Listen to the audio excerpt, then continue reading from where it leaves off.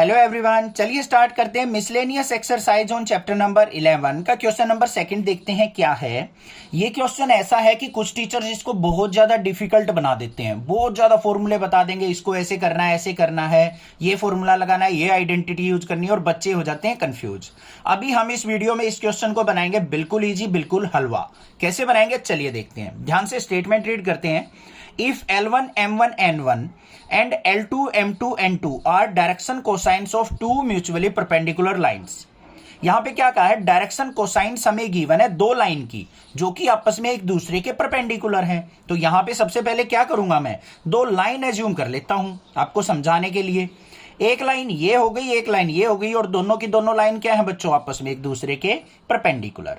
ठीक है, इसकी डायरेक्शन कोसाइंस जो दे रखी है वो क्या है, L1 M1 और N1। इसकी डायरेक्शन कोसाइंस है L2 M2 और N2।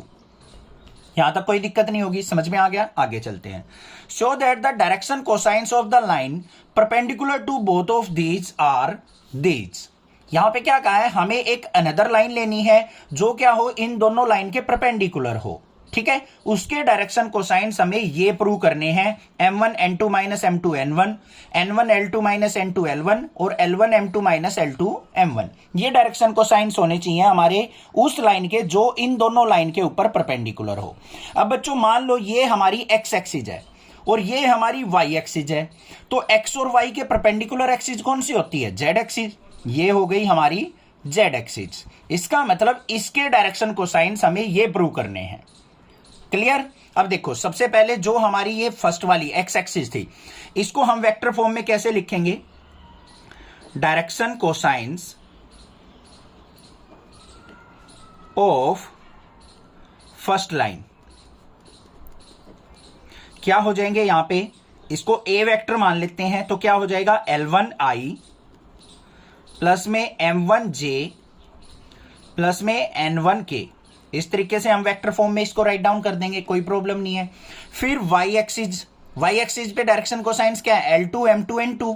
तो इसको क्या लिखेंगे हम, बी वेक्टर से इसको रिप्रेजेंट कर लेते हैं। क्या हो जाएगा L2I प्लस में M2J प्लस में N2K। हो गया। अब हमें क्या करना है, सी वेक्टर देखना है यहां पे क्या होगा, ये वाला सी वेक्टर मुझे फाइंड आउट करना है।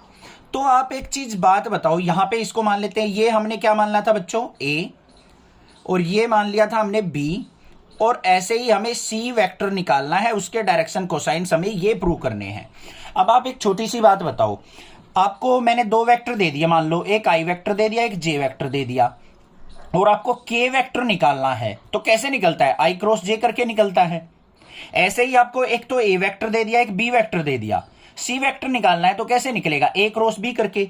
मतलब ए और बी की क्रॉस प्रोडक्ट अगर मैं कर दूं तो मेरे पास क्या आ जाएगा बच्चों, सी वेक्टर आ जाएगा जो कि इन दोनों के परपेंडिकुलर होगा। इतना तो आपको पता है ना, क्लियर है। C is equal to A cross B हो जाएगा। देखते हैं तो क्या आएगा यहाँ पे, C is equal to A cross B. तो यहाँ पे क्रॉस प्रोडक्ट के लिए I vector, J vector, K vector, इसके कंपोनेंट देख लो। आई का क्या है L1, जे में क्या है M1 और ये N1। यहां पे क्या आ जाएगा L2 M2 और N2। इसकी क्रॉस प्रोडक्ट कर लेते हैं भाई, कैसे होगी। सबसे पहले आई वेक्टर आएगा, आई को कर लो हाइड, ये बच गए। तो यहां पे क्या करेंगे हम, M1 की N2 से मल्टीप्लाई, तो यहां पे क्या आ जाएगा बच्चों, M1 N2 माइनस में M2 की N1 से मल्टीप्लाई, तो M2 N1। कोई दिक्कत नहीं है, कोई भी प्रॉब्लम। फिर आ गया जे वेक्टर प्लस का साइन, ये आ जाएगा मेरा यहां पे जे वेक्टर। अब कुछ टीचर्स यहां पे माइनस साइन बताते हैं बच्चों। माइनस साइन अगर लगाते हो ना तो देखो क्रॉस प्रोडक्ट कैसे होगी, इसको हाइड करेंगे हम। अगर माइनस यूज कर रहे हो तो L1 की N2 से मल्टीप्लाई होती है और N1 की L2 से, ऐसे होता है L1 N2 माइनस में N1 L2। बट अगर यहां पे आप पॉजिटिव साइन ले रहे हो तो ऐसे आप एक डायरेक्शन में चलते रहो बस, एंटी क्लॉकवाइज मल्टीप्लीकेशन।